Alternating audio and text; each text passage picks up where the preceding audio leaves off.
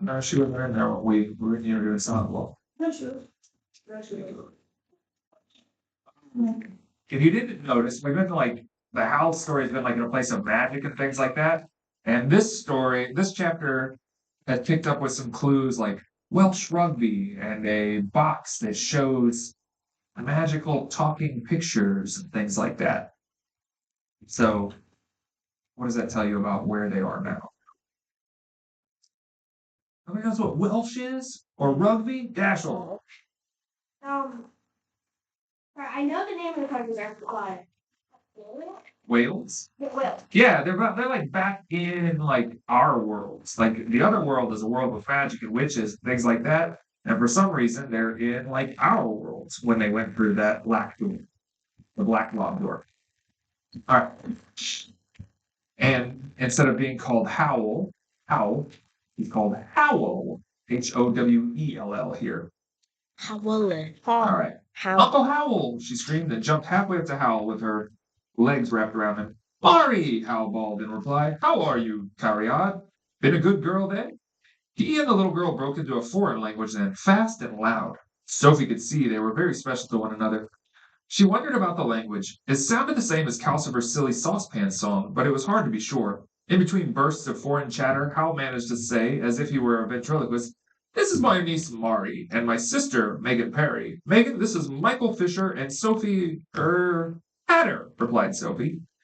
Megan shook her hands with both of them in a restrained, disapproving way. She was older than Howl, but quite like him, with the same long, angular face, but her eyes were blue and full of anxiety, and her hair was darkish. Quiet now, Mari, she said in a voice that cut through the foreign chatter. Howl, are you staying long? Just dropped in for a moment, Howl said, lowering Mari to the floor. Gareth isn't it? Oh, Gareth isn't in yet, Megan said in a meaningful sort of way. What a pity. We can't stay, Hal said, smiling a warm, false smile. I just thought I'd introduce you to my friends, and I want to ask you something that may sound silly. Has Neil, by any chance, lost a piece of English homework lately? Funny you should say that, Megan exclaimed. Looking everywhere for it, he was, last Thursday. He got this new English teacher, see? And she's very strict. Doesn't just put, just does, ugh, I cannot talk today. Doesn't just worry about spelling either. Puts the fear of God into them about getting work in on time. Doesn't do Neil no any harm, lazy little devil. So here he is on Thursday, hunting high and low, and all he can find is a funny old piece of writing. Ah, said Howell, how did he do with that writing? I told him to hand it in to Miss Angorian of his. Might show her he'd tried for once.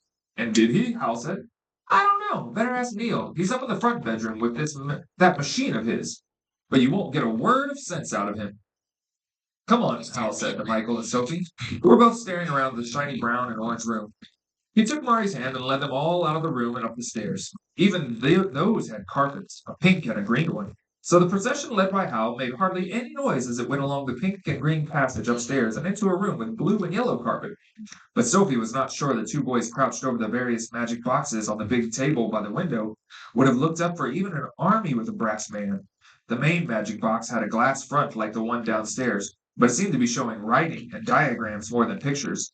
All the boxes grew on long, floppy white stalks that appeared to be rooted in the wall at one side of the room. Neil, said Hal. Don't interrupt, said one of the boys. He'll lose his life. Seeing it was a matter of life and death, Sophie and Michael backed toward the door, but Hal, quite unperturbed at killing his nephew, strode over to the wall and pulled the boxes up by the roots. The pictures on the box vanished. Both boys said words which Sophie did not think even Martha knew. The second boy spun around, shouting, Mari, I'll get you for that. Was it me this time, so? Mari shouted back. Neil whirled further around and stared accusingly at Hal. How do, Neil? Hal said pleasantly. Who is he? The other boy asked. My no-good uncle, Neil said. He glowered at Hal. He was dark with thick eyebrows, and his glower was impressive. What do you want? Put that plug back in. There's a welcome in the valleys, said Hal. I'll put it back when I've asked you something and you've answered. Neil sighed. Uncle Howell, I'm in the middle of a computer game. A new one? Asked Hal. Both the boys looked discontented. No, it's the one I had for Christmas, Neil said. You ought to know the way they go on about wasting time and money on useless things. They won't give me another till my birthday.